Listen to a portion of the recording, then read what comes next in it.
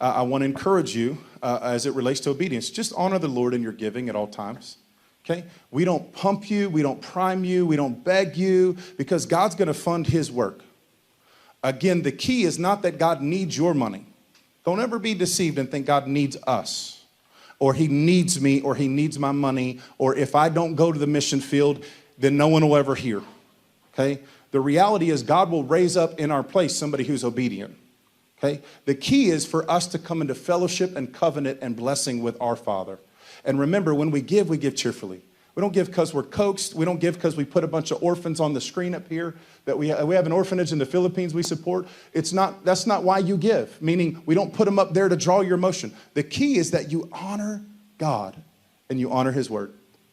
And if you have mastered your money, then you honor God with it. If money has mastered you, then you hoard it, you hold it, and you think, I can't afford to tithe. Well, in our household, we recognize we can't afford not to. Because we want to be under the blessing of God in every area of our lives. And to whatever I yield becomes my master. So the thing that I yield to over God and his word becomes my master. So money will not master me. I choose to master our money.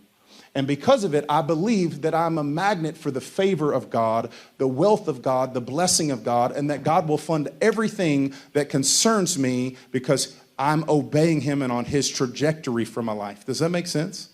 So you can be fully confident that God's desire for you is to be blessed and to prosper. Even as your soul prospers, your mind, your will, and emotions, God wants you to prosper in your finances.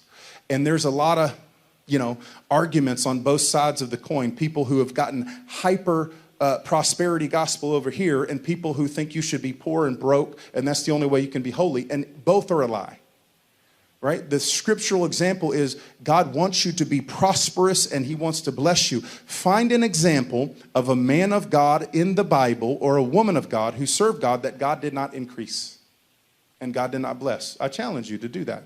Okay? God will increase you. Why? Because he's a God of increase.